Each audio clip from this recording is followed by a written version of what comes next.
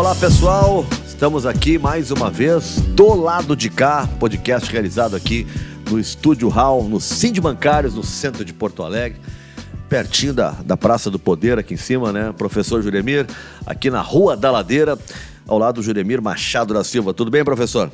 Tudo ótimo, né? Principalmente com os desempenhos do Internacional, cada vez mais brilhantes e mobilizadores.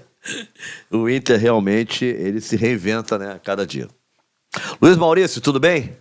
Muito, muito feliz. Eu não pude ver o Pelé jogar, mas eu posso ver o alemão, então tá ótimo. Vocês também são cruéis demais, gente. Vocês também são cruéis, assim, ao extremo. Tu também é colorado, pelo que eu tô vendo, né? Por enquanto, eu já tô considerando rever essas posições radicais aí que me trazem tristeza e resolver torcer para um time neutro, assim, tipo São Paulo de Rio Grande, que eu cresci em Rio Grande. Podia ser uma opção, né? Luiz Maurício Azevedo, pós-doutor em literatura brasileira pela URGS, autor de 16 livros, crítico literário nos jornais Zero Hora, agora Correio do Povo, Folha de São Paulo, editor executivo na editora Figura de Linguagem, dedicado especialmente à literatura de autoria negra. Foi muito ruim o resumo ou deu direitinho? Ótimo, até fiquei pensando que era outra pessoa. E também com a gente aqui o Marcelo Carvalho, que tem um trabalho espetacular do Observatório da Discriminação Racial. O Marcelo já acompanha o trabalho dele há muito tempo, né? E é um cara que não deixa passar as coisas como tem que ser. Tudo bem, Marcelo? Tudo bem. Cansado, né? Esse período Vinícius Júnior que a gente está vivendo está demandando bastante coisas, assim. Mas é isso, né? Precisamos ocupar esse espaço, precisamos bater na tecla para dizer que não olhem para a Espanha para acusar a Espanha de racismo, porque a gente tem muito racismo no Brasil, então... Nós fizemos semana passada sobre política internacional, né, Juremir? E foi assunto no G7, o caso Vinícius Júnior. Né? Para se ter uma ideia, a dimensão que tomou, né? Mas para as autoridades da Espanha se manifestarem, a gente estava falando com o Caio agora até há pouco, Caio Venâncio, e teve os principais patrocinadores ameaçarem sair. Eu não sei se o Santander vai continuar ou se vai realmente sair, mas ameaçaram sair. E aí a tal da La Liga resolveu, né, dar uma punição para o Vinícius Júnior, que 2 dias depois caiu pela metade a punição. Não, foi... Agora, de fato, o Brasil não pode dar lições a ninguém. Mas, ao menos, aqui tem legislação sobre racismo. Na Espanha, não tem. Lá condena naquele negócio lá, ódio, não sei o quê. Não é específico de racismo. É, o crime de ódio que eles colocam. Exato, como crime de ódio. Mas hoje eu estava fazendo um debate até com o pessoal de Brasília. Teve uma audiência pública do núcleo antirracismo, né? Misto, Senado e Câmara. E uma das coisas que uma pessoa falou lá que a gente precisa pensar também é: a gente tem muita lei aqui, a gente está muito mais avançado que Itália, que Argentina, mas a gente não consegue aplicar isso, né? Claro. A gente tem uma lei aqui que fala que racismo é crime inafiançável e imprescritível, mas nós não temos nenhum racista preso. Essa é a crueldade do sistema brasileiro. Perfeito, claro. Aqui é o país onde as leis não pegam. É isso. O que eu já vi muita gente criticando, tanto nos crimes de homofobia como nos crimes de racismo, é o não preparo da polícia, no sentido de não saber, né? Por exemplo, agora teve um caso que apareceu na televisão de uma mulher que fez um escândalo, chegou a cortar, né, uma outra, e ofendendo com xingamentos homofóbicos ao extremo, e ela foi enquadrada também por outra coisa, porque não entenderam aquilo como um crime de homofobia, que deixaria ela retida. Então também, às vezes, o que o Marcelo falou, a distância da lei para a aplicação da lei também está muito longe. O observatório, né? Monitorando de 2014 para cá, esse momento Vinícius Júnior é muito bom, porque nós vamos refletir tudo que a gente tem no Brasil, olhando para o futebol e para fora do futebol. Eu lembro que em 2014, quando o observatório surge, tem um caso de racismo no interior do Rio Grande do Sul, um jogo internacional em Brasil de Pelotas, se eu não estou enganado, e a pessoa, a vítima, vai para a delegacia registrar o boletim de ocorrência e o delegado diz que não, você não pode registrar aqui porque você não é da cidade. Então, são umas coisas que a gente vai acompanhando ao longo do tempo que tu fica pensando, cara, tá faltando muita coisa. A gente tem a lei, a gente tem mas está faltando o preparo da polícia para receber a denúncia, da justiça para enquadrar aquilo como crime de racismo, porque no Brasil é muito difícil enquadrar como crime de racismo. E o assustador nesse momento, Nando, é o comportamento do torcedor no estádio. Porque a gente está aqui, vai discutir racismo no esporte, eu vejo as pessoas dizendo, não, vamos punir quem? O torcedor ou individual ou clube. E aí o debate se põe nesse momento e a gente não pune ninguém, porque a gente vai ficar debatendo quem punir. Mas tem uma coisa que me chama muita atenção, se a gente pensar os 2 casos que teve agora recentemente, que é o Santos, e a menina filma o torcedor do Santos, do próprio time dela, ofendendo, e ela leva pra polícia, e o policial diz assim pra ela, o que você quer que eu faça? Eu quero que tu prenda, tá aqui, ó. Eu filmei o cara e o cara tá ali. Aí o policial olha, não faz nada. E no jogo... teve um outro jogo que também... no caso do jogo... Agora teve o jogo do Ipiranga também, que o jogador também foi Mas atacado. nesse do Ipiranga ele foi preso. Mas teve um outro jogo que ele faz na frente do segurança privado do estádio, e o segurança olha pra ele, ele fazendo o gesto não faz nada. Então o nosso comportamento enquanto torcedor precisa mudar. A gente fica muito preso naquela coisa, se eu denunciar aqui... Por exemplo, nós estamos... falou o Inter aqui, então... Eu tô na torcida do Inter. Se eu denunciar o racismo na torcida do Inter, eu vou ser repreendido pela torcida, que não vai aceitar a minha denúncia, e eu vou prejudicar o meu time. Então a gente fica nesse lugar e o racismo vai passando. Então, enquanto a gente não tirar o clubismo do nosso corpo, e tem uma frase que tu fala lá no começo, nas nossas primeiras conversas, principalmente pro Rio Grande do Sul, que ela vale muito. As pessoas, muitas vezes, no futebol, não estão preocupadas em combater o racismo. Elas estão preocupadas em apontar que o outro clube é mais racista que o meu. Sim, no caso famoso do goleiro Aranha, a torcida do Grêmio não estava preocupada, em geral, não estava preocupada realmente de saber se tinha havido racismo, não. O que ela queria era, precisamos se igualar e apontar o mesmo no Internacional. E a torcida do Internacional, em geral, estava comemorando porque era na torcida do Grêmio. O racismo ali era digamos assim, um pretexto para ataques clubísticos. Um Grenal que dá 1 a 0 Grenal, pra... exatamente. E até hoje, toda vez que é um caso de racismo, algum torcedor do Grêmio vai dizer, olha aí, ó, os outros clubes não acontece nada, só o Grêmio que foi punido, como se o Grêmio tivesse sofrido uma injustiça. Isso. Exatamente. É o que mais aparece. Eu amo futebol. Eu odeio Grenal. Passei a odiar Grenal. E não é por ser colorado ou ser gremista, é porque a minha rede social é inundada no dia de Grenal de torcedores xingando a mim e ao Observatório, porque e me mandam um vídeo, me mandam, sei lá, imagens dizendo, aqui, ó, tá aqui um caso de racismo, não vai fazer nada. E aí uns me xingam de gremista, porque ele é gremista e não faz nada contra o Inter. Aí os outros, não, ele é colorado, não faz nada contra o Grêmio. Mas ninguém tá preocupado com o racismo. Naquele caso do goleiro Aranha, qual foi, que foi foi uma emissora de fora do Rio Grande do Sul, não me lembro mais. A televisão? É, a televisão que estava transmitindo, eu não lembro se ESPN. já era... Eu acho que foi ESPN. Eu digo isso pelo seguinte, que eu acho que nós todos da mídia do Rio Grande do Sul, ao longo dos anos, eu digo porque eu fui repórter na Zero Hora há muitos anos, e depois também na Guaíba, tinha participações em futebol. Eu acho que nós todos falhamos ao longo do tempo. Foi preciso uma emissora de fora do Rio Grande do Sul para denunciar o racismo do Rio Grande do Sul. Juremir, e tem uma falha, desculpa te interromper, que é maior ainda, que a gente no Rio Grande do Sul ficou durante muito tempo discutindo se xingar um negro de macaco era folclore ou era... Sim, sim. Ou era ofensa.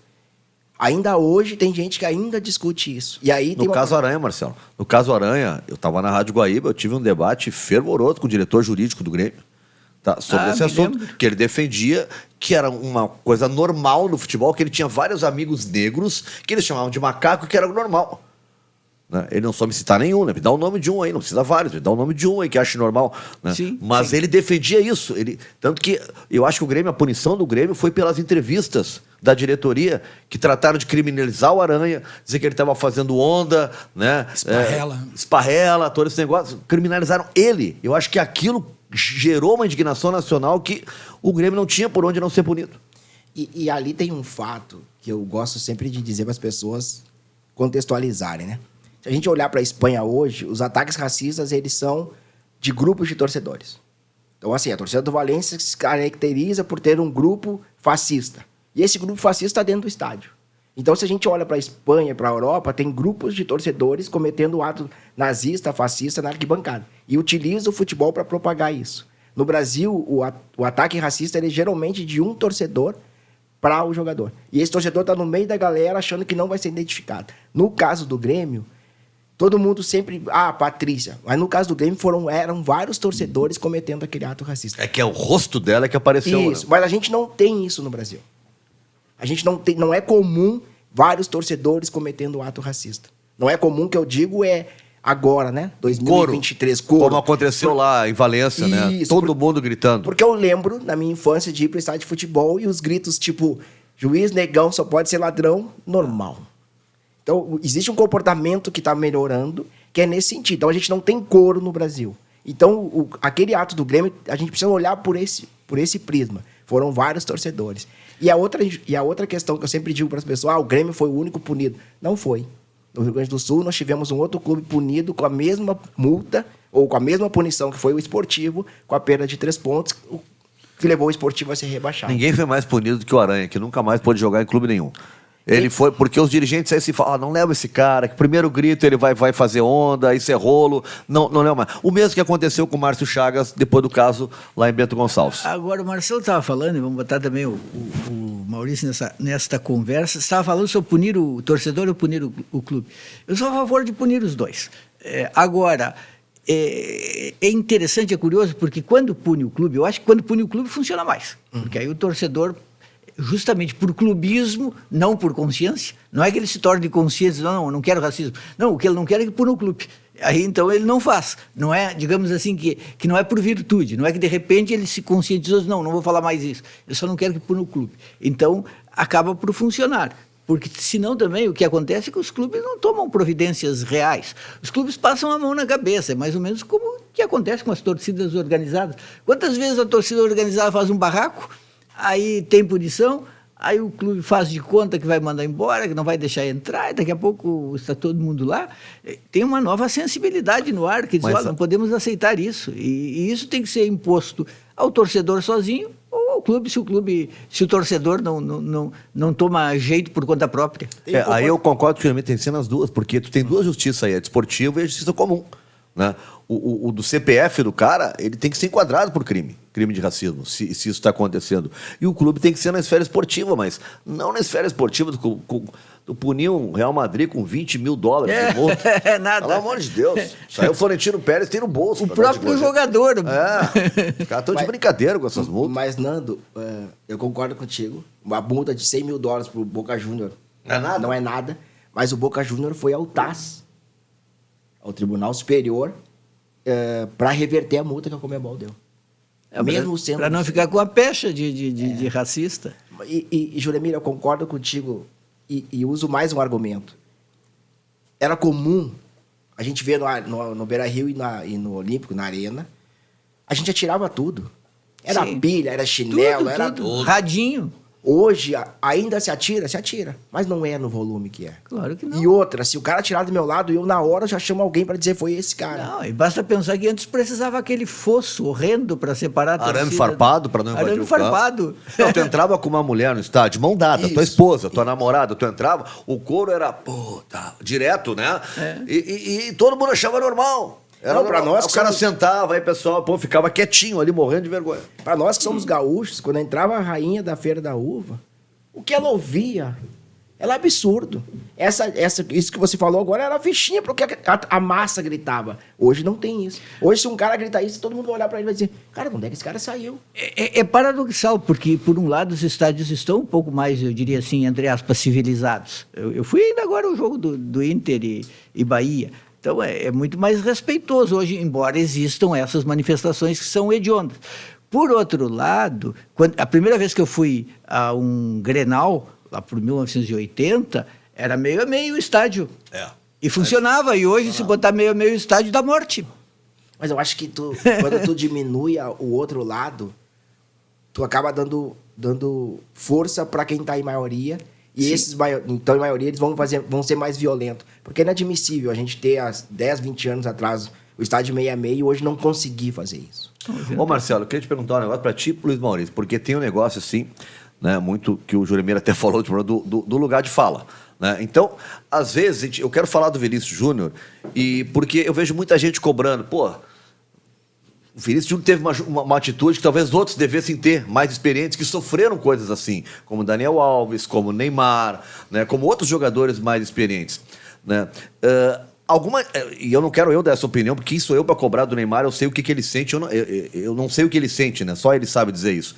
Mas tem o Vinícius Júnior, apesar de toda a juventude dele, ele teve também um protagonismo nisso, porque o que eu acho diferente nesse caso, caso do Daniel Alves, jogaram uma banana nele. O Neymar, num jogo, o cara começou lá também na arquibancada, alguns a gritar. O Vinícius Júnior foi um campeonato inteiro. A cidade onde ele ia tinha coro contra ele. E a federação de lá, a tal da La Liga, não fez nada. Foram mais de 10 denúncias até ter essa primeira punição agora, que já foi amenizada. O papel dele nessa história toda, como é que tu vê, Marcelo? Eu vejo o papel dele fundamental, mas antes disso a gente precisa pensar na estrutura que a gente tem hoje. Eu converso muito com o João Marcelo, ex-zagueiro do Grêmio. Sim, João Marcelo. E converso muito com o Wilson, ex-zagueiro do Inter. E o que os dois me repetem é: por que na minha época eu não denunciei o racismo que eu sofria? A pergunta que eles me fazem é isso. E eu digo para eles: porque na tua época não existia essa estrutura de mídia, de imprensa, que hoje está atenta aos casos de racismo, e a opinião pública era diferente para esses casos. Então hoje não é que está muito mais fácil para o Vinícius Júnior e ele está nesse lugar. Não, a imprensa fala mais, a CBF está falando mais, os clubes estão falando mais, e ele se sentiu empoderado para falar sobre isso. A geração atual tem dificuldade de aceitar o Cuca, né? Outros. Quer ver uma coisa que para mim é estranho? Um dos casos mais agressivos de racismo foi no Juventude contra o Grêmio, o Giovânio, jogador do Grêmio. O técnico era o Antônio Carlos, ele sai de campo fazendo aquele sinal, olhando. 2, 3 anos depois, o Inter, que é o clube, né, que se diz, né, o Inter vai lá e contrata ele para ser o treinador, o professor que vai comandar. Quer dizer, cadê a consciência do clube? Maurício. Deixa eu botar um bedelho aí É uma coisa complicada, porque o Vinícius, evidentemente, o Vini foi vítima de racismo e tem sido ao longo dos campeonatos, na Copa do Mundo também. E é importante, ele é a vítima, não há dúvida disso. Mas é importante também que se note que o poder financeiro dele garante que ele possa reagir com um menor índice de represálias, diferente desses jogadores anteriores que não tinham tanto dinheiro e não eram ativos econômicos tão importantes para os patrocinadores. Eu não vou citar os patrocinadores todos do Vini Júnior, mas certamente eles são muito mais poderosos, economicamente falando, dos que os patrocinadores daquela época. E esse movimento de que um ativo meu está sendo vítima de algo que o incomoda, que o desestabiliza, que pode fazer com que ele desempenhe a sua função primordial para que eu possa patrociná-lo de maneira ineficiente, faz com que eu acenda o sinal amarelo e diga... Teve um caso agora de um jogador francês, não sei se eu posso falar o nome dele, que o contrato dele vazou, o pré-contrato e tal, e tem lá que o clube vai dar qualquer luxo que ele exigir enquanto ele estiver jogando nesse país. Qualquer luxo que ele exigir. A gente chegou num momento... Só tem um francês para isso no momento, chama-se Mbappé. Não vou dizer. Não tem outro. Não name names que eu não posso pagar os advogados nesse nível. Na terça moral só tem um francês, assim, chama-se Mbappé. Então é muito sintomático. Então, assim, os jogadores estão muito empoderados, não no sentido intelectual ou eles estão endinheirados. E isso faz muita diferença, até porque quando a gente chega num tribunal, se você acusou o seu patrão branco de racismo e você é o empregado, as chances de você sobreviver a essa acusação são muito pequenas. Agora, se for o contrário, se você é o patrão rico e foi vítima de racismo de um empregado pobre, as chances você vai sair vitorioso. Mas, desculpa, mas só para ver de fora, tá? Mas, ao mesmo tempo, o fato de alguém poderoso como o Vinícius Júnior fazer isso não sei lá, não inspira. Não, né? Claro. Pessoas que não têm a mesma condição, mas têm essa força. Claro, é importantíssimo. Eu só não quero, porque o problema para mim é o seguinte: fica parecendo, tem muitos alunos que dizem isso. Mas naquele tempo vocês eram covardes, não enfrentavam racismo. Meu filho, minha filha, querido, naquele tempo a gente era morto pela polícia. Não tinha os celulares, não tinha um observatório do racismo. E nem a imprensa com essa consciência. A imprensa não ia dar essa acolhida. Então, assim, houve mudanças positivas, reais, que possibilitaram que a gente se colocasse no mundo de maneira muito diferente dos nossos ancestrais. Que não eram covardes, que era muito diferente. Mas, por outro lado, eu também entendo que a gente tem que conseguir passar para o próximo estágio. O Vini Júnior foi vítima de uma injustiça, foi horrível, foi terrível e tal, mas agora a gente tem que fazer coisas mais duradouras. Porque o que acontece? Se em todo o Grenal o Marcelo ficar recebendo denúncias de racismo, é porque isso é uma máquina já. A gente não está conseguindo resolver. Então o problema não é o observatório, não é o Marcelo. É o contrário. A gente não está conseguindo reverter essas ações em ações definitivas, e aí a gente vive de eventos. Hoje já foi o Daniel Alves, já foi o Vini Júnior, já foi, eu me lembro do do Ronaldo Fenômeno, que quando chegou na Espanha recebeu o tratamento. Acho que poucos lugares, eu não passei por tantos lugares assim, mas assim, na Europa, o que eu conheço de França, de Itália e de Espanha, eu acho que o racismo mais ativo foram os espanhóis. Em Sevilha, teve um sujeito que disse assim para mim, por que você não volta para a África? E eu não tinha entendido, assim, do que ele está falando e tal. Ele, África, volta para a África. Eu assim, mas detalhe, eu estava no aeroporto. Ele estava sugerindo que eu fosse para a África no aeroporto. Na Espanha, isso.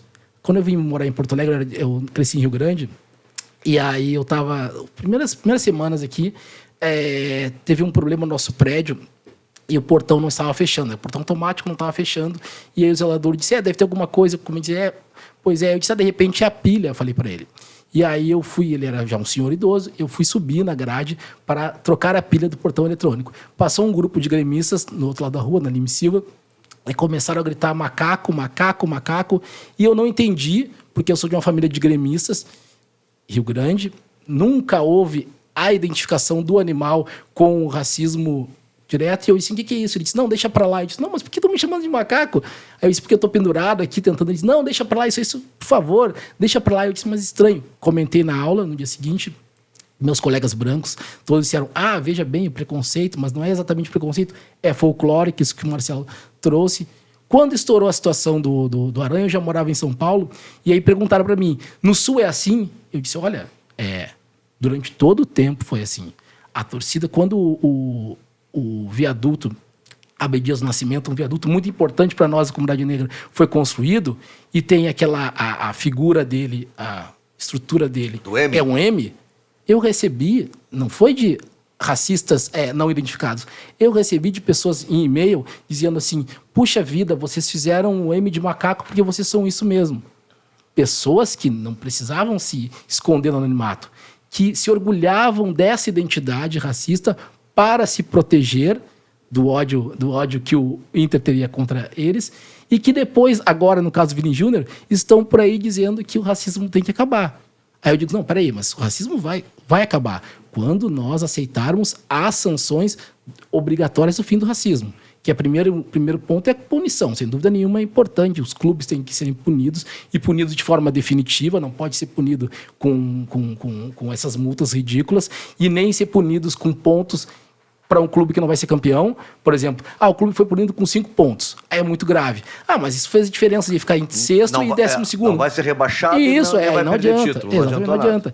E nós temos que fazer o dever de casa e resolver os problemas das outras esferas. Que o futebol é um reflexo, é importante, sem dúvida nenhuma, é fundamental, mas ele é um reflexo de outras esferas. Na esfera do Brasil, a disputa entre brancos e negros, ela fica durante todo o tempo camuflada e surge no estádio. Não é meu lugar de fala aqui, mas a gente devolvia os insultos racistas com insultos homofóbicos. Se os gremistas nos chamavam de macacos, a gente chamava de gays, viados e todos os impropérios possíveis. Era uma troca de insultos. No final das contas, a gente tinha um ciclo de horrores, né? Era uma torcida racista contra uma torcida homofóbica. Isso acontecia em outros lugares, mas é no futebol, é no campo que essas coisas se manifestam. Então a gente tem que resolver cortar na nossa carne, não só no futebol, porque o futebol é culpado dessas coisas, claro que é, mas a sociedade brasileira é muito culpada dessas coisas. Claro, com certeza. No dia a dia é que o futebol ele tem um palco, né? Qual é o esporte que tu bota 20, 30 mil pessoas todo final de semana, com televisão em tudo que é lugar, mostrando tudo? Não, assim, e mais do que isso, né? Se a gente olhar a grade de TV, a TV tem jornalismo, um programa de jornalismo que fala sobre política, educação, mas tu tem o horário do esporte. Do esporte. Que não é do esporte, é do futebol. Exatamente. Mas tu tem um espaço ali dentro de uma grade gigantesca para futebol. Então, eu gosto de dizer assim, futebol ele tem um papel importantíssimo no que é o Brasil hoje. Tem vários livros que dizem, né, como o futebol moldou o Brasil, e eu acho que tem um papel fundamental no que a gente chama de Brasil hoje, o futebol. E voltando na pergunta que tu fez, eu acho que o Maurício tocou um ponto fundamental, do porquê que o Vinícius Júnior hoje fala e outros não falaram e outros calam. Eu acho que esse papel de como o Vinícius Júnior está amparado pelas empresas que patrocinam ele, pelo governo, mas ele se coloca nesse lugar. E ele se coloca nesse lugar correndo o risco. Isso eu acho que é fundamental a gente também entender nesse papel do Vinícius Júnior, é que se ele olhar para o lado, ele vai ver o Lewis Hamilton se posicionando.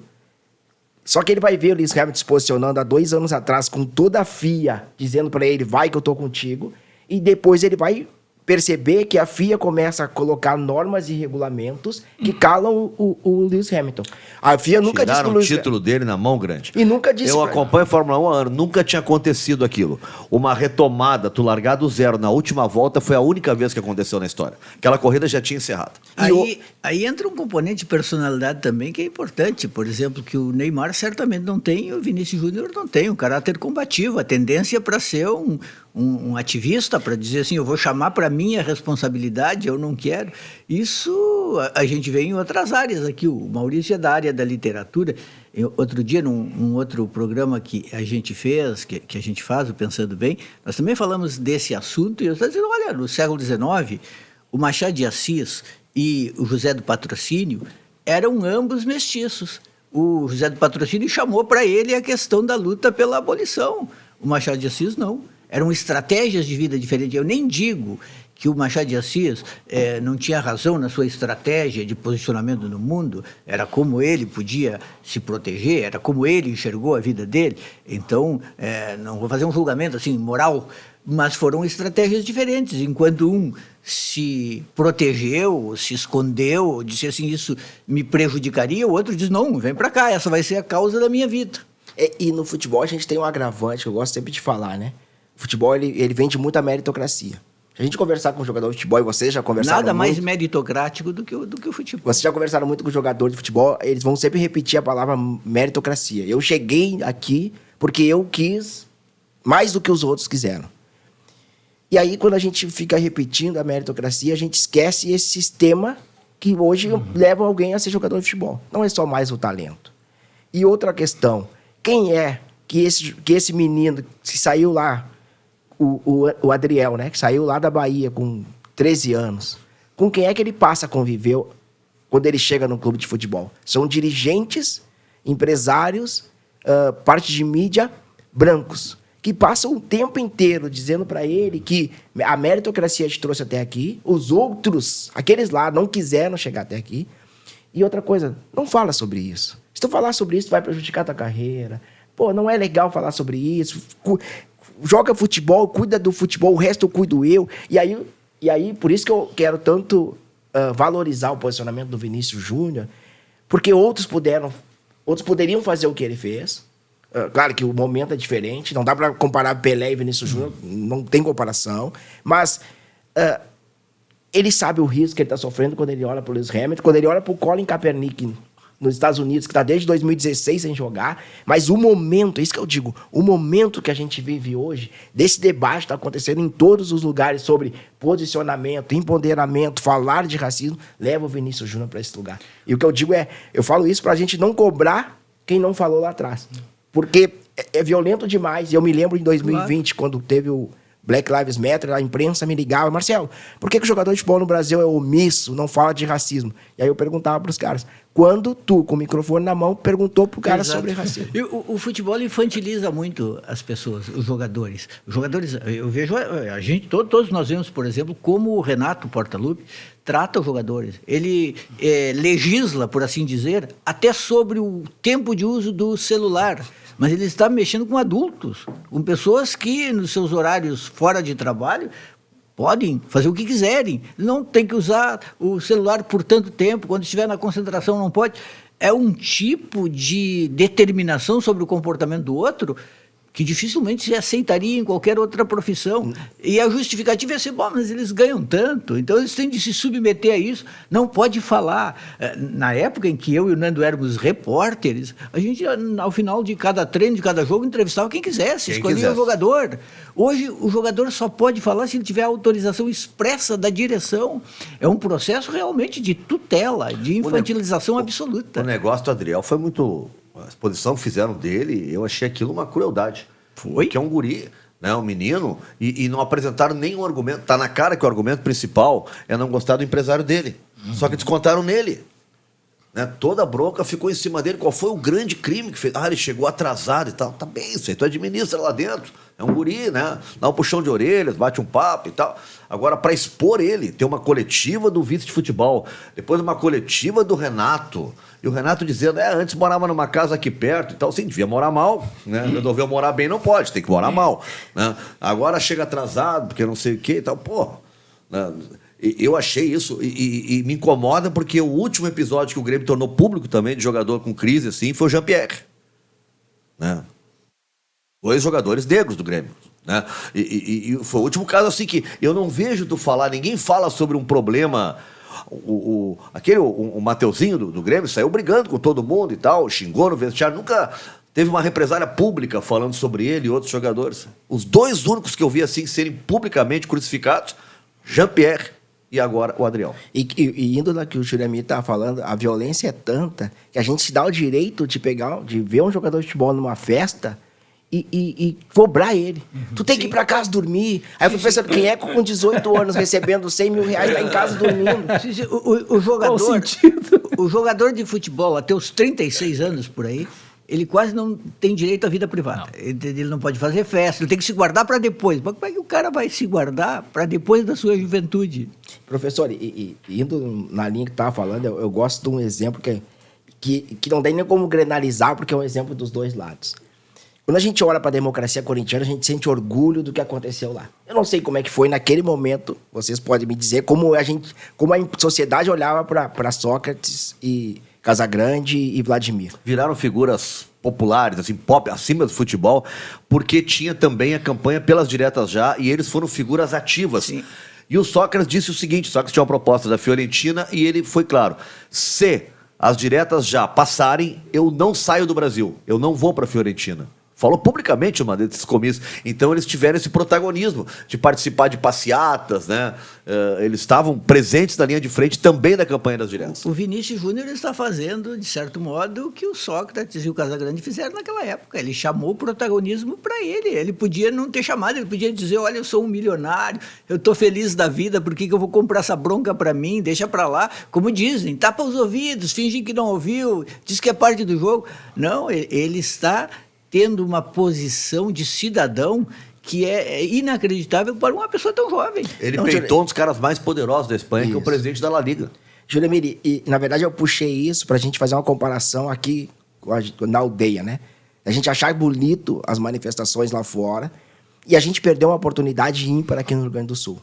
Quando o Tyson chega para o Internacional e ele faz um gol e levanta o punho, aquilo vira uma marca. E aquilo foi usado, né, no bom sentido, pelo clube, pela imprensa, posicionamento do Tyson frente ao racismo. E o Tyson começa a jogar, o Tyson vai cair de rendimento conforme a sociedade diz, não é eu, Marcelo. Alguém disse que o Tyson estava caindo de rendimento. E aí o primeiro julgamento foi, se ele parar de levantar o braço, ele vai jogar bola. E aí as redes sociais viraram, Tyson, vai jogar bola, para de se posicionar. Do outro lado da cidade, nós temos um cara ímpar, que se chama Roger Machado. Pô, pensei a mesma coisa. Que estava fazendo o mesmo movimento do Tyson. O mesmo movimento. O Roger se posiciona, o Roger diz claramente que o racismo aumenta porque a gente tinha um governo genocida, de direita, ele é repreendido e a gente deixa embora Tyson e Roger. A gente pode assinar aqui agora o que eu vou falar, porque eu não tenho medo de dizer isso, que daqui a 20, 30 anos vai ter vários trabalhos e pesquisas dizendo que Tyson e Roger jogaram na dupla Grenal e foram aqui valorizados pelos posicionamentos deles. Porque nós vamos fazer daqui a 20, 30 anos uma leitura diferente da leitura que a gente viveu na época. Por isso que eu perguntei a você sobre Sócrates e Vladimir. E o mais gritante, Marcelo, só para fazer um comparativo. Logo depois que o Roger sai, o Renato assume, o Renato faz campanha aberta para o Bolsonaro. Ele grava vídeo. O Roger nunca fez isso. O Roger se posicionou contra a maneira com que esse governo passava pano para o racismo, né? Mas ele não entrou em campanha eleitoral. O Renato gravou vídeos de campanha. E o que se ouvia do Roger é porque o Grêmio não estava bem, porque o Roger estava preocupado com outras coisas, né? Não dava bola mais pro time e tal. Quanto ao Renato, ninguém reclamou nada. É por isso que eu digo que daqui a 20, 30 anos vai ter alguém que vai dizer que aqui no Rio Grande do Sul nós valorizamos posicionamento. E nós não valorizamos. Deixa eu fazer pegar uma nota de rodapé sobre o Roger, que não sei se muita gente sabe, eu acho que tem que saber. O Roger não vou dizer o único, porque pode ser que existam mais jogadores, mas é a única pessoa que eu conheço do mundo do futebol que patrocinou uma coleção de livros de autoria negra. Ele patrocinou essa coleção, se não me engano, são 6 livros. Posso fazer um parênteses? Sim. Eu viajei como repórter, eu vi a carreira toda do Roger, eu era setorista do Grêmio uma época, viajei com ele para tudo que é lugar. Libertadores, Mundial. O Roger era o único jogador que eu via todos os jogos, toda a mesma coisa. Ele sentava e sempre ele tinha um livro que ele estava lendo. Em todas as viagens, o Roger estava lendo. Tu encontrava o Roger no saguão do hotel, no canto, ele estava lendo. Então, ele tinha esse hábito lá ainda, enquanto jogador. E eu acho que é muito importante entender essa responsabilidade da figura pública do jogador, que às vezes é a única que chega para milhares de famílias. E eu espero muito que o Vini Júnior coloque na cabeça que ele tem esse poder e possa, com a sua imagem, fomentar outros sentimentos além do da indignação.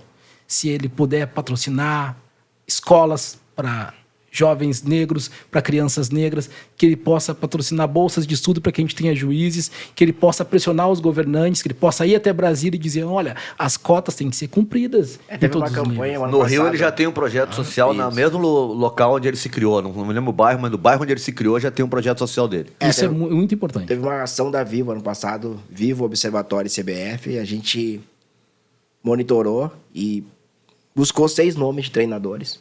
Então tem 6 treinadores negros que hoje estão fazendo as licenças na CBF por uma campanha Observatório, Vivo e CBF. E o Vinícius Júnior foi o garoto propaganda dessa campanha. Não sei se teve a oportunidade de conversar com o Valmir Louruz, né, o técnico Valmir Louruz. O Louruz, eu entrevistei ele depois, e os depoimentos dele, toda a trajetória dele, foi um baita treinador, mas Sim. toda a trajetória dele, ele coloca que não avançou e cita só os casos de racismo. E eu imagino que o Louruz... Vários casos, assim, é constrangedor o que ele fala. Eu me lembro da passagem do Louruz como técnico do Inter, né? Não durou muito. Não. Eu não me lembro exatamente o que aconteceu, mas eu tenho a impressão de que ele, naquela época em que o número de técnicos negros era menor ainda do que hoje, se é possível, ele deve ter enfrentado uma barra bem pesada. Eu me lembro que eu estava dentro da URGS num curso de jornalismo e tinha um debate sobre racismo no futebol, e aí ele foi perguntado, né? Professor, quantos casos de racismo tu já passou na vida? Aí ele diz... O Louruz? Louruz. Aí ele diz assim, não. Assim, de racismo nenhum. E aí o debate continua. E aí aquela gurizada nova falando sobre racismo, empoderamento, uso de palavras racistas, e ele tá ali. Quando o evento vai terminar, ele pede a palavra e diz assim, eu peço desculpa quando eu disse que eu nunca passei por racismo. E eu gostaria de dizer que eu nunca entendi... que essas violências que sempre aconteceram na minha vida, inclusive não permitindo que eu chegasse a determinados espaços, mesmo sendo campeão da Copa do Brasil, isso era racismo. E aí a gente está aqui, né, com um professor que pode nos colocar nesse sentido. O Louruz é o técnico do Juventude, que dá aquela goleada no Inter, no Beira-Rio, e depois ganha o título no Maracanã em cima do Botafogo, isso. Copa do Brasil. Porque essa é a necessidade da gente falar de racismo hoje. Para que as pessoas entendam que racismo não é só um insulto ou xingamento. Quando a gente está discutindo racismo, e eu estou dizendo que os casos de racismo no futebol brasileiro só vem aumentando, e a gente não tem, do outro lado, no Tribunal de Justiça, punição aos envolvidos, se a gente olha para o Tribunal de Justiça, a gente vai ver lá homens brancos. E se a gente tem homens brancos que não entendem a gravidade do insulto quando é direcionado ao meu cabelo, à minha boca, ao meu nariz, a gente não tem punição. E porque essas pessoas não entenderam a gravidade que é xingar alguém usando o fenótipo. Aconteceu um episódio, acho que foi anteontem, né? Essa semana passada agora, aconteceu um episódio. 2 influencers, a Nancy Gonçalves e Caroline Cunha. Elas têm milhões de seguidores, né? E não sei se chegasse a ver, Juremi. Não vi. Elas foram fazer vídeos dando brinquedos. Pegam 2 crianças negras, criança, deve ter o quê ali, 4, 5 anos, mas criancinha. Um deles, ela dá uma caixa bem grandona, a criança vai abrir e tem uma banana dentro. Para uma criança negra. E a criança, só isso, tu não gostou? Tu gosta disso, eu sei que tu gosta. Sabe? E assim, e para uma outra criança, ela dá um pacotão enorme, a criança vai abrindo, e é um bichinho de pelúcia bonitinho, um macaco. Né? E a criança, nem na ingenuidade dela, ainda pega assim, e olha, tentando humilhar mais da criança. Tu quer trocar esse bichinho aqui por, acho que era R$50 e chocolate? E a criança, não, vou ficar com o bichinho. Uma guriazinha, coisa mais Mas bonitinha. isso era o quê? Era um... Era um vídeo pra viralizar, elas Isso, botaram no elas Instagram gravaram delas. um experimento. Não, botaram no Instagram é. delas, de sacanagem. Nossa. Como pra Isso- debochar. Isso é importante, eu vou fazer outra menção à literatura aqui. Existe um livro do professor Adilson Moreira chamado Racismo Recreativo, e quando eu li a primeira vez, eu disse assim, puxa, tá falando dos Trapalhões, que a minha geração é dos Trapalhões. Era isso. Eu disse, é isso aí. E eu pensei que isso ia ficar no passado, nos anos 80, no humor. E é impressionante como esse livro, nas últimas 2 semanas, tomou uma proporção absurda por esses casos. E isso é o típico... Olha a manchete da matéria do Nexo. Quando o racismo recreativo é usado para gerar engajamento. Olha aí, e assim, eu não estou criticando o jornalismo, longe disso, mas assim, me incomodou muito ver isso ontem no Jornal Nacional, porque o objetivo dessas duas influências era chegar na grande mídia. E elas chegaram, e o vídeo foi passado como pretexto de denúncia. Vocês acham que não Acho que deve não passar? devia, acho que não devia. Devia mencionar, mas não Mas passar. e esses vídeos Os rostos foram das retirados do YouTube? Não. Ainda não. Instagram. Do Instagram? Não, Por Não, que e no Instagram, na Porque- televisão, o pessoal ainda borra o rosto das crianças. Elas botam o rosto das crianças no Que Instagram. é aquilo que eu tava dizendo, Jeremy. O que é racismo no Brasil? Racismo é só se eu xingar. Se eu pegar uma criança e disser que ela é parecida com um macaco, não é racismo. É só a minha opinião. Eu cresci com esse estereótipo. E aqui eu queria colocar um ponto importante, assim. O primeiro texto meu que vai... Eu adoro escrever. Agora não escrevo mais, tá? Mas eu adorava escrever. O primeiro texto meu que viraliza é um texto indignado contra o Paulo Santana. Porque quando aconteceu o caso de racismo com o Tinga, que o Tinga, lá no Peru e tal, e ele diz... Cara, ele diz na rádio, né? Eu não entendo por que uma pessoa negra se ofende de ser chamada de macaco. Eu ficaria super feliz de ser chamado de macaco. Macaco é um bicho extremamente inteligente. E aí eu escrevo um texto e coloco no meu Orkut na época, dizendo, cara, a gente precisa juntar as coisas, né? Quando a gente escraviza o povo negro, é porque o povo negro é muito parecido com o macaco. Essa era o argumento racista daquele momento. E as pessoas sabem disso. As pessoas sabem disso. Um cara que tem uma voz de opinião na mídia falar sobre isso, ele está dando... tá dando argumentos para outra pessoa me chamar de macaco também. Aí eu escrevo um texto nesse sentido. E aí, no outro dia, na rádio, ele vai lá se justificar. E aí, começa o programa e ele diz, eu gostaria de fazer um adendo aqui, porque aconteceu uma coisa ontem e pediram a mim me justificar. Eu disse que eu não entendia ser chamado de macaco, porque eu ainda não entendo, mas quero pedir desculpa para quem se sentiu ofendido. Inclusive, eu cheguei em casa e perguntei para minha esposa, porque a minha esposa é negra, se tem alguma coisa demais se chamar de macaco. E aí ele diz que eu fui no shopping com a minha esposa, e aí passou por nós um cara e disse assim, olha o Tarzan e a Chita. E aí ele olha para a esposa está em prantos e ele está rindo. E aí ele olha para ela e diz assim, por que tá chorando? Aí ela diz assim, porque ele acabou de me chamar de macaca. Mas isso não é bom. Tu entende? A violência da parada, a violência é essa, que um vídeo está rodando na rede social, porque a sociedade não entende... O Santana era o que é inteligente o racismo. suficiente para saber que não era bom. Eu acho que estava fazendo salame. Ele sabe que era uma ofensa. Porque eu esse- não posso acreditar que ele... Não, mas não é bom, não. É isso. É isso. Ele sabe que é uma ofensa. Esse coisa contra o Tinga, se eu não estou enganado, o jogo parou, né? Foi o estádio inteiro a gritar, o Tinga parou também de jogar. E eu tô lembrando isso porque os jogadores têm que fazer isso agora. Se é contra o Vinícius Júnior e todo o time do Real Madrid cruza os braços, nós não vamos jogar assim. Opa, tu cria um fato. Os jogadores dentro de campo têm que, Mas na têm que Alemanha, fazer isso. na Alemanha, um time saiu de campo e a Federação Alemã tá vendo a possibilidade de punir o time. É. Porque o ato racista, a Federação Alemã disse que não enxergou o ato racista. Então, assim, o jogador ele vai ter que precisar chamar alguém e dizer, tu viu? Eu posso sair de campo? Aí não adianta nada. Se ele tiver que perguntar, eu posso sair de campo? Porque a maioria dos casos de racismo, se a gente pegar aqui, é o jogador que corre pro juiz e diz, o cara me chamou de macaco, o juiz vai botar na súmula. O Maurício diz que foi chamado de Alega, macaco. né? Mas eu não... Alega que foi chamado de macaco, mas eu não vi. Então, assim, a gente vai ter que... Aí não adianta nada, a gente não consegue evoluir se eu tiver que pedir permissão, eu, um homem negro, tiver que pedir permissão para um juiz branco para sair de campo, a gente não... Tu disse que parou de escrever. Tem literatura sobre esse racismo no futebol? Porque se tu parou de escrever, deve voltar. E eu estou aqui diante de um escritor também, um editor. Eu tenho estudo com ele que... aliás, é engraçado, em ficção, a gente tem muito pouco livro sobre futebol. O brasileiro... Filmes, séries, pouca coisa. Muito pouco. Eu acho estranhíssimo isso. Eu acho que o livro mais interessante é do Wisnik, Veneno Remédio, que é sobre o futebol na sociedade brasileira e como teve essa influência na construção da sociedade. Mas eu acho que é muito pouco, em ficção ainda menos ainda. Eu acho que é quase nada comparado à nossa produção. Agora, na linha teórica de estudo, é tudo com Marcial. A sociedade brasileira precisa muito ainda fazer o exame crítico de décadas recentes. Por exemplo, eu e o Nando temos a mesma idade. Na nossa infância era um pouco isso que vocês falaram. Por exemplo, o racismo ele era destilado cotidianamente em programas de televisão, todo domingo, Os Trapalhões. Os Trapalhões era um programa articulado em torno da humilhação do personagem negro pelo personagem branco, que era o personagem legal, que se virava, que tinha sacadas inteligentes. O negro era burro, bebum. O negro era burro e bebum.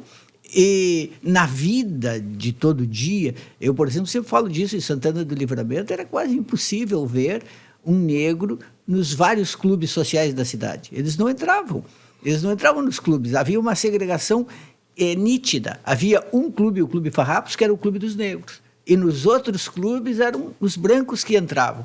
Às vezes tinha um negro, e isso era motivo de não mudou muita tanto assim falação. em Porto Alegre, viu, Juremir? Nos clubes assim sociais, eu vejo às vezes as TV a cabo gosta de mostrar as festas de noite, né, dos clubes, aquelas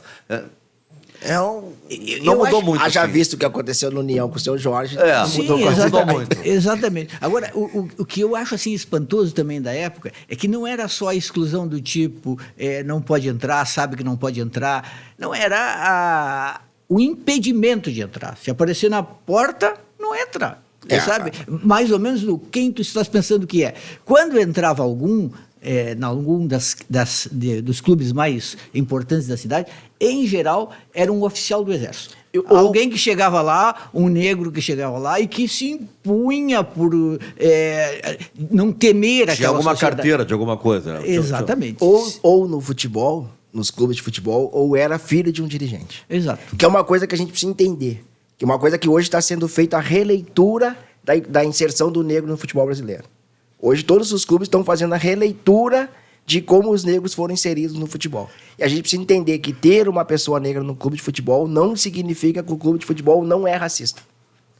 Haja vista 2023, a gente tem uma grande quantidade de jogadores negros, mas nós não temos pessoas negras na administração do clube de futebol. E isso é racismo.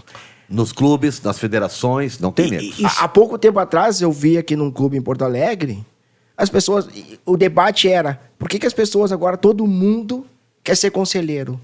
Agora qualquer um quer ser conselheiro. Por quê? Até pouco tempo atrás, conselheiro era um status. Aí, imagina, agora uma pessoa pobre e negra quer ser conselheiro. É o papo de andar de avião, né? Pô, parece uma rodoviária, todo mundo agora... E se quiser arrumar um rolo no Rio Grande do Sul, é mexer na história de Grêmio Internacional sobre a exclusão dos negros. Nossa, aí o rolo é grande. Se for lá... Mas não é só lá, né? Eu fui na UERJ dar uma palestra, e aí fui na mesa. Cheguei na mesa, tinha um flamenguista, um vascaíno e um torcedor do Fluminense. Aí o flamenguista, eu sou o clube do povo, com a camisa do Flamengo. O vascaíno, eu sou o clube que venceu o racismo. E o Fluminense, nós somos o clube da democracia do futebol. E aí eu disse assim, gente, eu vim dar uma palestra aqui, não vim entrar nessa guerra. Peguei a camisa do Observatório, botei, vou contar uma história para vocês. No início do futebol, todos esses times aí eram racistas, inclusive... Os três, inclusive os dois lá da minha cidade. Os dois da minha cidade também eram racistas no início. Nenhum dos dois permitia a entrada de negros. O Vasco permitia. Não. Podia até não ter, mas ele não tinha escrito, não permitia. Mas aí, Nando, nenhum time... Porque o Vasco permitia estrangeiro, português... Sim, mas é que nenhum time tem isso, né? Sim. Nenhum time tem no seu estatuto, lá atrás, a proibição de jogadores negros. Por exemplo, quando a Liga Carioca proíbe a entrada de jogadores negros, ela não coloca... proibido a entrada de jogadores negros. Ela coloca proibido a entrada de homens que não saibam assinar o seu nome e não tenham da onde justificar a sua economia. 1907, quem não sabia assinar o nome, quem não garantia a economia, eram os negros. Claro. O Vasco é um dos poucos clubes que pode se orgulhar de ter começado mais cedo essa luta. Foi nos anos 20 que o Vasco fez um time composto por muitos operários negros ou mestiços e foi excluído do campeonato. Foi dito para ele o seguinte: quer jogar o próximo campeonato? Te livra desses jogadores. E o Vasco disse: olha, nós preferimos sair do Metropolitano. Então, assim, é um momento, digamos, mais glorioso para o Vasco do que para os outros. Pode arroz do Fluminense. Eu concordo contigo, Jeremy, mas eu sempre faço a observação que aqueles negros eram os que deram o título ao Vasco. Sim, foram. Então, assim, o futebol, ele nunca pensou... Aí que eu chamo a atenção. Ele nunca pensou na inserção do negro na luta contra o racismo. Até mesmo aqui na nossa aldeia. Sim, isso é verdade. A entrada dos negros se dá pela possibilidade de título. Claro. O clube que é criado, e o primeiro presidente é negro, é a Ponte Preta. Isso. A Ponte Preta eu acho que é o único, claro, né? Nesse aspecto. era, digamos... Não, a Ponte Preta briga com o Bangu hoje, porque o Bangu foi primeiro, assim, a gente vai ter que usar muito o Mário Filho, o livro do Mário Filho, que a gente olhando, analisando o livro do Mário Filho... Negro do futebol brasileiro? Isso. Ele não é um livro para contar a história, ele é um livro de crônicas que passa pela história. Ele nunca quis ser a bíblia do racismo no futebol brasileiro, mas se tornou. Hoje a referência para discutir racismo no futebol é o livro do Mário Filho. Mas ele não quis escrever esse livro. Mas ali ele diz... Talvez poucos tenham feito esse tipo de registro naquela época. Né? Aí a pergunta que vocês fizeram para o Maurício, nós não temos literatura sobre o futebol. Primeiro que a academia sempre olhou para o futebol como algo alienador. Então, assim, imagina, nós intelectuais da academia discutir futebol. Não, futebol não. Hoje, nós temos, por exemplo, em Minas Gerais, o GFUT, que é um grupo de estudos sobre futebol que produz muita literatura sobre futebol. Sim, é o nosso caso. Tem que ver a minha dificuldade, que foi para trazer o Juremir e o Luiz Maurício para falar sobre futebol, que são 2 anos de academia. Não vou falar sobre Não querem saber de futebol? Nós somos de futebol, eles não queriam falar. Não. E vou mais além. A esquerda e o movimento negro também nunca quiseram falar sobre futebol. Exatamente. Porque o futebol aliena. É o ópio do povo. O ópio do povo. E aí a gente esqueceu algo fundamental nisso aí. Enquanto a gente dizia que futebol era o ópio do povo, a gente não pode discutir futebol, existiu um movimento, por exemplo, a ditadura, que usou o futebol. Se a gente parar para olhar o futebol hoje, olha para a política e futebol hoje. Aonde estão os ex-jogadores e aonde estão os ex-dirigentes que saíram do futebol e se candidataram? Ou no centro ou à direita. Ninguém está à esquerda. Quando a gente começa a discutir racismo no futebol, homofobia no futebol, o quanto o futebol é importante para a sociedade, aparece o Caio Ribeiro e o Thiago Leifert em programas de TV para dizer que futebol e política não se misturam. Só que futebol e política sempre se misturaram. Então, aqui eu faço... que aqueles dois são muito reaços. Mas aqui eu faço meu puxão de orelha para a academia. A academia nunca quis discutir futebol. Porque futebol é o ópio do povo. Jogador é alienado. Será mesmo que o jogador é alienado? Ou ele se tornou alienado por imposição do dirigente? Ó, Marcelo, tu tem uma frase que é forte. Tu diz que o futebol, ele não aceita negros, ele tolera negros. Mas se a gente para pensar, no primeiro erro de um jogador, eu vou lá e chamo ele de macaco. Ah, sim. O branco é ruim, perna de pau, não joga nada. O negro é macaco, E sabe... nego isso, nego aquilo. É a primeira... E às vezes o cara, o torcedor do próprio time, tá xingando o jogador do time dele. Não, e sabe qual é a maior violência? A violência é o seguinte, eu não vou citar nomes, né? Porque nós estamos numa aldeia maluca. Mas eu vou dizer pra vocês o seguinte, se eu chegar na rádio agora e disser, o Maurício não tá jogando nada porque o Maurício vai pra noite. Amanhã todo torcedor no estádio tá dizendo que, pô, esse cara é vagabundo. Por quê? Porque o olhar da sociedade para nós, negros, é sempre esse. Mulherengo, beberrão, malandro. Eu me lembro, eu escrevi um livro e lancei o livro, né? Então, quando eu lancei o livro na empresa que eu estava, as pessoas diziam assim para mim, mas tu vai lançar um livro? E o mais tu... Aí eu olhava para a pessoa e eu não posso, e as pessoas, não, mas não é isso. Então, assim, quando um treinador diz, eu vou afastar esse jogador porque ele tem mau comportamento, eu nunca vou pesquisar se esse jogador tem de fato mau comportamento. Ainda mais se ele for negro. Porque eu já espero de um jogador negro que ele seja malandro, que ele não respeite horário, que ele seja mulherengo. Então, por isso que eu digo que o futebol não aceita e tolera. Porque enquanto tu tiver de cabeça baixa, fazendo o que eu quero, tá tudo certo. A impressão que a gente tem trabalhando nisso é que o negro, se ele chega ao sucesso, ele não pode errar. Ele não pode... Pega o Pelé, que não tem nada mais perfeito em termos de esporte, de futebol, do que o Pelé. Tu vai ouvir de 100 pessoas, 90 dizer, o Pelé era legal, mas também, pô, ele não reconheceu a filha, né? Não sei, é a primeira coisa que vão dizer sobre o Pelé. Isso nunca é esquecido. Nunca é esquecido. A imprensa sempre teve um papel nisso. O Maurício, acho que conhece o meu livro sobre a escravidão, E tem uma história que sempre me chamou muita atenção. Na capa do jornal A Província do Espírito Santo, de 1887, tem uma crônica que é A Lenda da Invenção do Preto.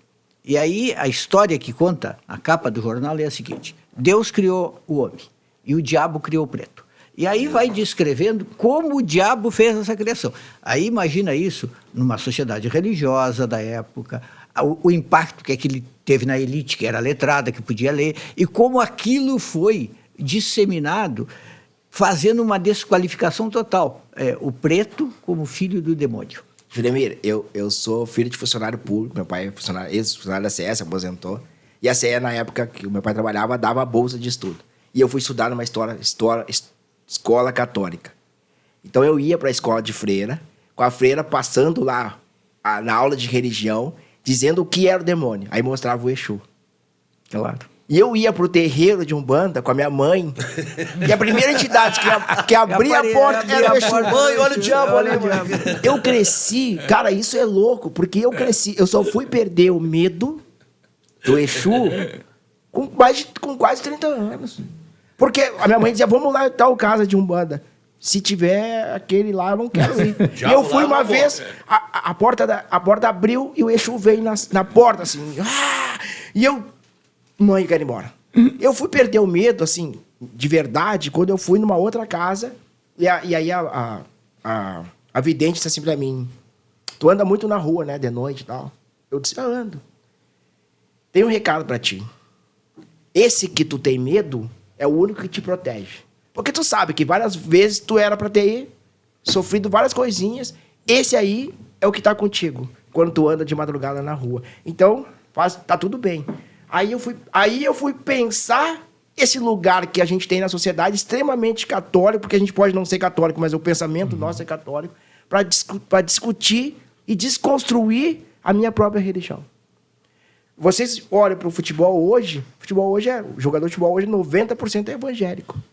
Sim. 90% é evangélico. E aí, conversando com o Aranha, né? O Aranha Por que esse fenômeno, moço? Por que tu acha esse fenômeno? Porque a gente conhece histórias, Nando, de treinador que diz que não convoca ou não leva para o clube se não for evangélico. Essa é história, né? Por exemplo, o Aranha conta que ele estava num clube e o clube estava disputando o campeonato ali entre os 4 primeiros, então dentro do vestiário batendo bola, porque vamos aquecer assim no vestiário, e a estátua da Virgem Maria está ali e a bola bate na estátua da Virgem Maria. E a Virgem Maria cai. Metade do vestiário, que era evangélico, começa a se ajoelhar e rezar. A outra metade grita, vamos lá, que nós temos um jogo. O vestiário, os caras brigam, literalmente. Os caras saíram no soco no vestiário.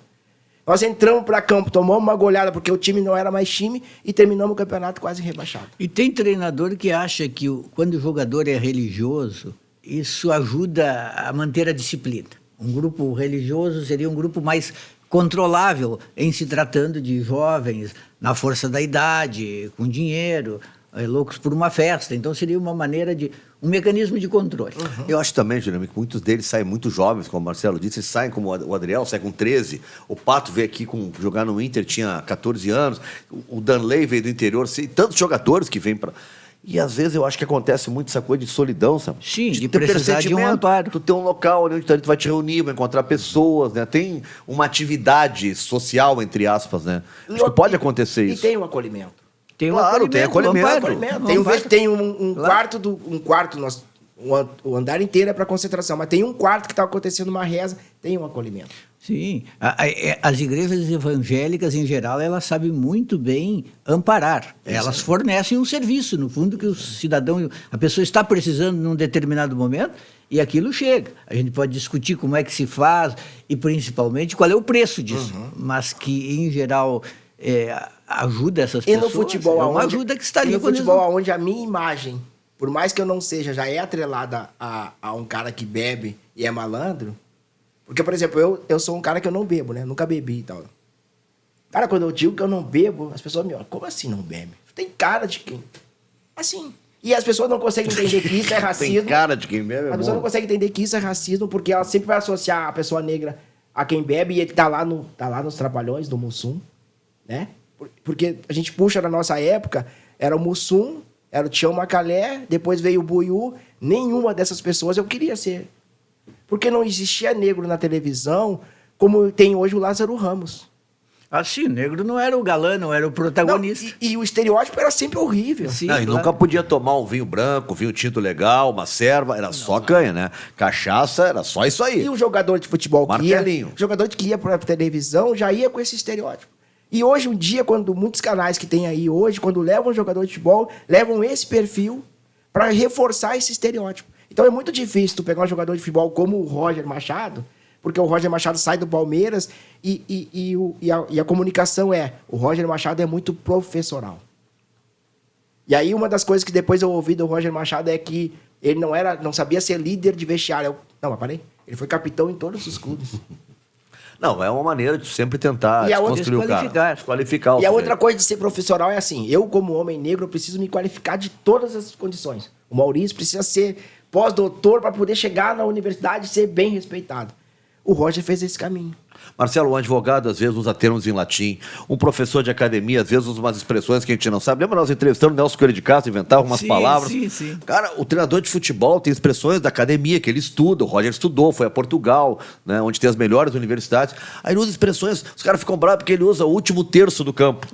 Mas qual é o problema? Tá bem? O último terço é ataque, defesa, meio, ataque. Tá bom, é o ataque. Mas é uma expressão que eles usam no futebol. Ele carrega para aquilo. Mas não é motivo para ranço. O cara que mais inventou e trouxe futebolês é um dos caras mais adorados, o Tite. Ninguém era tão futebolês quanto o Tite. Todo mundo achava bacana. Gosta? Gosto, eu acho bonito. Mas mesmo nos programas de rádio, o pessoal aí, os advogados que andam pelos programas de rádio, capricham no vocabulário, metem um latim, volta e meia, aquilo ali dá uma autoridade. Então, isso aí faz parte. E aí, pra pessoa negra, pra mim poder ser reconhecido, eu sempre tive que carregar essa coisa, né? Eu sempre tive que ser o melhor, porque eu não posso errar. Então, assim, eu não posso errar, eu preciso me qualificar e a gente vai carregar isso. E é o que o Roger carrega. E eu acho que existe um movimento hoje que é perverso, que é o seguinte: nós não temos hoje nenhum treinador autodeclarado negro na Série A. O primeiro que entrar amanhã, o microfone vai dizer assim pra ele, como é ser negro? Luxemburgo não é autodeclarado negro? Um debate sobre Luxemburgo que é muito, muito intenso. Primeiro, muitas pessoas dizem que a gente nunca teve um treinador negro na seleção brasileira. Se a gente olhar para o Luxemburgo, a gente teve. Teve. Luxemburgo, recentemente no programa do Mano a Mano com o Mano Brown, ele se diz negro. Mas quando o debate estava quente sobre ser negro no futebol, ele não levantou o braço para dizer, opa, para aí. Estão falando com todo mundo, não estão falando comigo por quê? Porque é isso que eu digo. Se estamos falando aqui sobre racismo no futebol e a gente tem uma plateia ali, e a gente tem brancos, negros e pardos, a pessoa que se auto-intitula negra vai ter que dar um passo para dizer... O racismo é maior, então, com o preto. Quanto mais preto, tipo Vinícius Júnior, maior o racismo. O Vinícius Júnior, para mim, hoje, ele se manifesta da maneira que ele se manifesta, porque o racismo que ele enfrenta é muito pior do que qualquer outra coisa. É verdade. É muito pior do que o Neymar. Porque o Neymar, o Ronaldo, o Romário são negros. Mas em determinado espaço ele vai se passar por não negro. Não, são pretos. Né? Bom, há O toda Vinícius uma Júnior, discussão além de- sobre a questão do colorismo. O Vinícius Júnior, além de ser preto retinto, ele tem os traços do homem banto, do homem negro banto. E para a sociedade racista, nada pior do que eu ver esse cidadão nesse lugar, Fazendo sucesso. fazendo sucesso. Porque se ele for mais claro, a gente faz de conta que ele não é negro. Não, mas ele nem era negro. Mas é a questão do Hamilton. Eu acompanhei a Fórmula 1 há muito tempo e continuei acompanhando mesmo depois da morte de Senna, muita gente desistiu. E até o surgimento do Hamilton, a figura que encarnava toda a perfeição do automobilismo era o Schumacher. Sim. O alemão. Alemão. E não havia outra possibilidade de ser perfeito senão sendo o Schumacher. Quando o Hamilton surge, por um projeto da McLaren, para ganhar títulos, como o Marcelo falou aí, o Hamilton surge como um azarão. Vamos tentar. Aí ele vai bem, ganha um título. Segundo ano ele já ganhou um título. Até porque estava num ambiente onde ele era um ET, né? Isso. Não tem negro na Mas Fórmula aí 1. depois ele some, tá na Fórmula 1, mas ele some, não é mais um piloto brilhante. Aí ele faz esse acordo com a Mercedes, que também na época ele foi indicado pelo Schumacher, que estava saindo, e disse, este é o cara. E aí todo mundo fica assim, mas como o cara vai ser o cara negro? E o Schumacher, esse é o cara, lamento muito. Se vocês têm algum problema racial, resolvam aí. Se querem conquistar título, é com esse cara aí. E a Mercedes contrata o Hamilton, e aí o Hamilton vira esse fenômeno que a gente conhece. Mas quando o Hamilton vai ganhar o último título, que vai desempatar a coisa toda, que ele vai virar o sujeito que supera o Schumacher, esse título aí... Foi agarfiado. Né? Foi Então, agarfiado. Era o 8º título, ele empatou 7-7, ele ia pro 8º. Ele ia desempatar, é muito estranho. Ali foi na mão grande. Isso, eu não tô acusando a FIA, pelo amor de Deus. Olha, o Mundial de Fórmula 1 começou em 1950. Nunca tinha acontecido aquilo. Tu tirar uma bandeira amarela e emparelhar na última volta. Nunca tinha acontecido.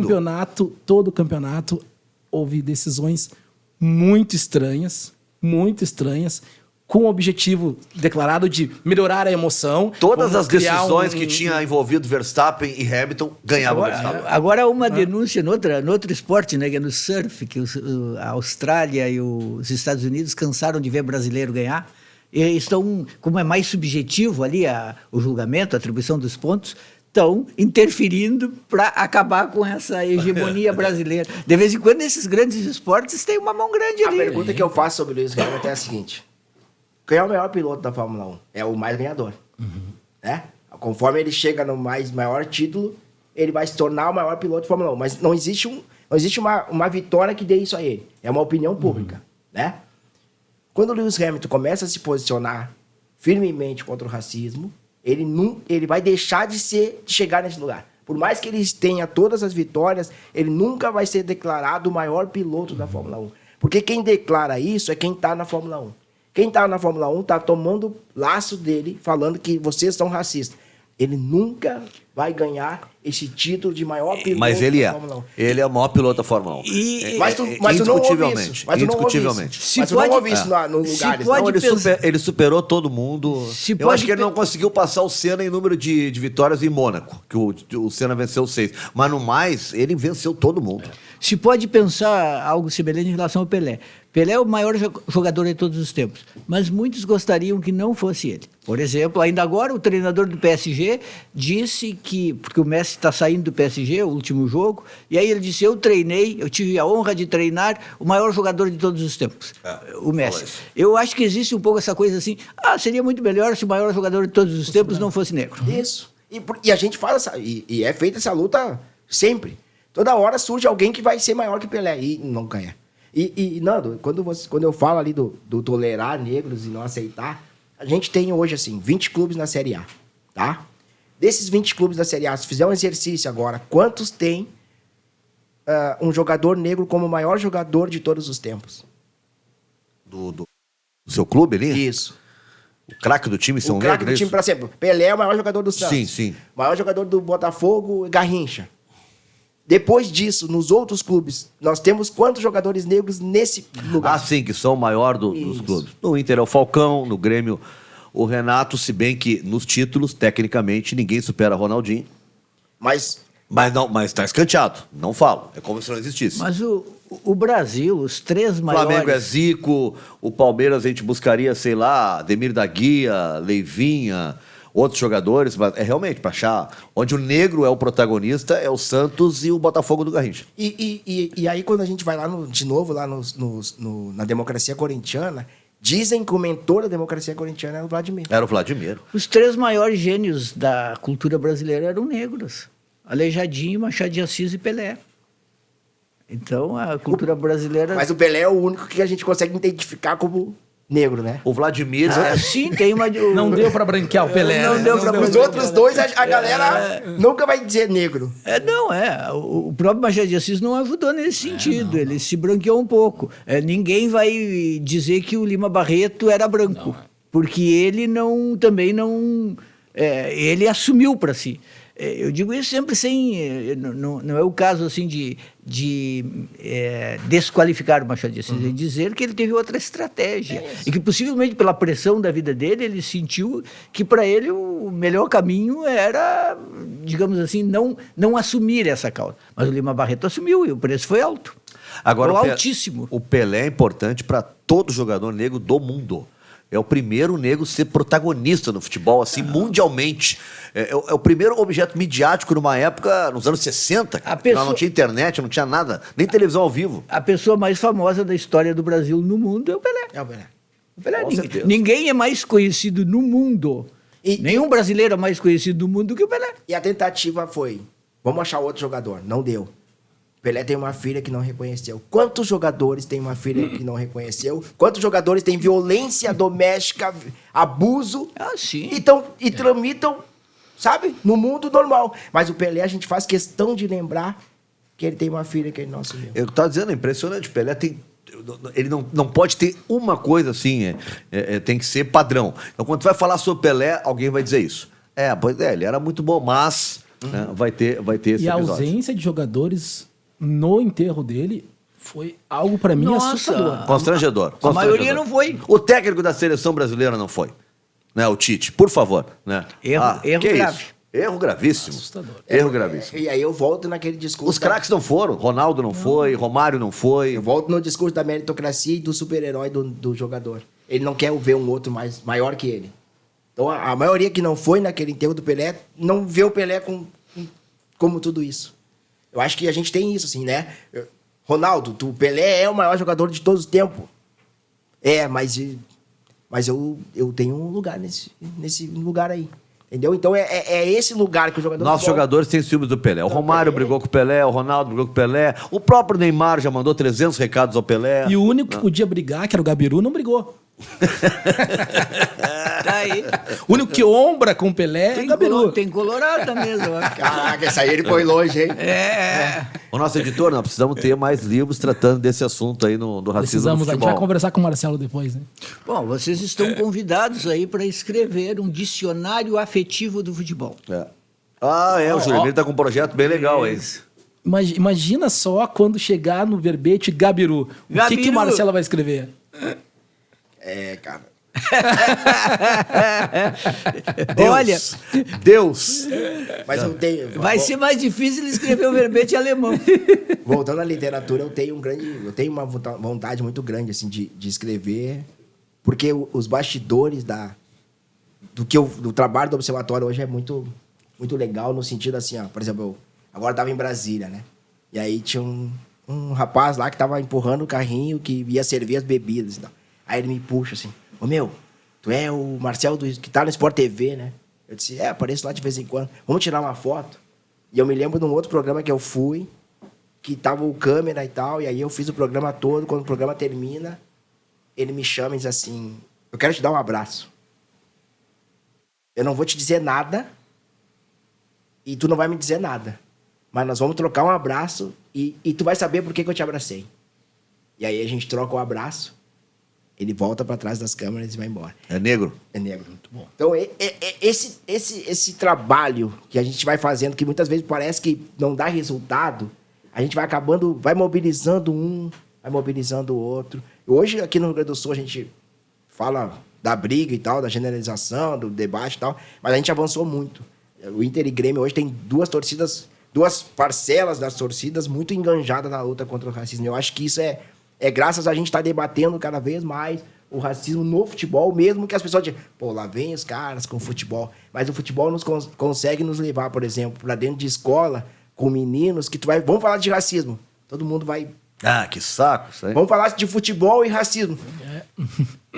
Qual é teu time, Marcelo? E aí tu quebra isso, e aí tu consegue falar de racismo com a gurizada, e a gurizada vai estar atenta, assim. Eu dou palestra nas categorias de base, assim, vamos falar de racismo, os caras ficam assim. Aí eu começo a contar a história, contextualizar, falar como isso pode afetar a vida dele, nas escolhas dele. Porque ele vai escolher uma casa, né?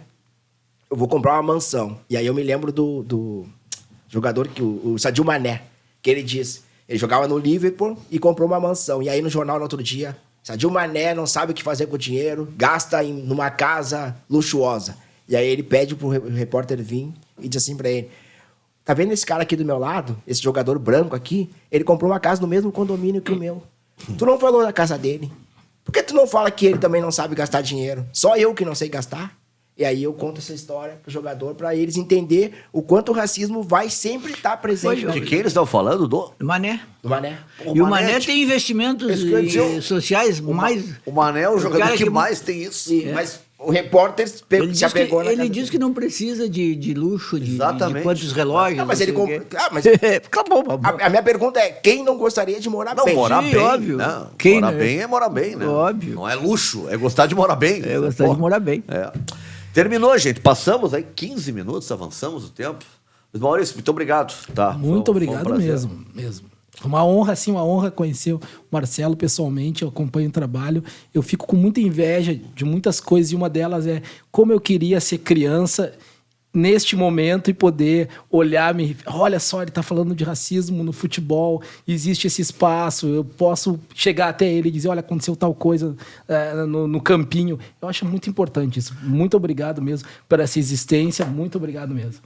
Marcelo, parabéns pelo teu trabalho. Marcelo, quem quer entrar em contato com o Observatório, falar contigo, não te mandar aqueles vídeos chatos dia de Grenal, mas entrar em contato com o Observatório, como é que faz? O Observatório está nas redes sociais, a gente está no Twitter, OB Racial Futebol, no Instagram e no Facebook, Observatório Racial Futebol.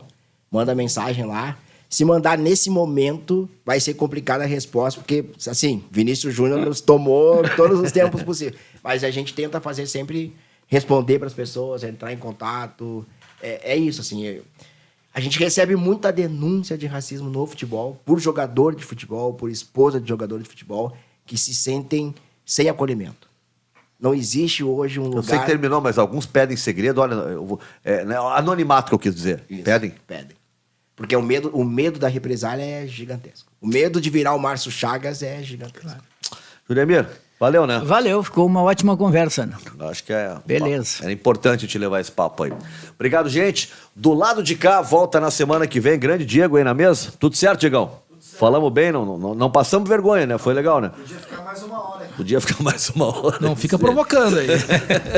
Valeu, gente. Semana que vem, mais uma atração. O programa vai ficar aí, né? Não te esquece, te inscreve no canal, dá um like aí, curte e compartilha, né? Joga pra longe esse debate que ele é muito importante. Tchau, tchau.